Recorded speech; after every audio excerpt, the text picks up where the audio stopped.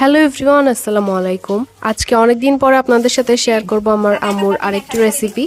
এটা হলো ইলিশ মাছের ডিম ভুনা। এই রেসিপিটা যে এত মজা, এটা একবার খেলে আপনার বারবার খেতে ইচ্ছা করবে। সো ফার্স্টে এটার জন্য আম্মু অনেকগুলো পেঁয়াজকে কুচি করে কেটে নিয়েছে এবং এগুলো তেলের উপর দিয়ে ফার্স্টে ভেজে নিবে। ব্রাউন কালার হওয়া পর্যন্ত পেঁয়াজগুলোকে ফার্স্টে ভেজে নিয়েছে। এরপর এখানে অ্যাড করেছে লবণ, দেন এখানে দিয়েছে পেঁয়াজ বাটা এবং রসুন বাটা এবং এরপরে অ্যাড করেছে মরিচের গুঁড়া, হলুদের গুঁড়া, ধনের গুঁড়া এবং জিরার গুঁড়া। এগুলো দিয়ে মিক্স করার পর এখানে সামান্য পানি দিয়েছে কষানোর জন্য। এরপর এখানে অ্যাড করেছে ইলিশ মাছের ডিমগুলো অ্যাড করার পর এখানে ঝোলের পানি দিয়ে দিচ্ছে আম্মু এবং ডিমগুলো যখন সিদ্ধ হয়ে যাবে তখন এগুলোকে উল্টিয়ে দিতে হবে, দুই সাইড যেন ভালোভাবে সিদ্ধ হয়। এবং এরপর ঝোলটা শুকিয়ে আসলে এরকম অনেকটা মাখা মাখা থাকতে এটা নামিয়ে ফেলেছে। গরম ভাতের সাথে এই রেসিপিটা খেতে অনেক মজার। সো সিজন থাকতে থাকতে এই রেসিপিটা অবশ্যই একবার ট্রাই করে দেখতে পারেন।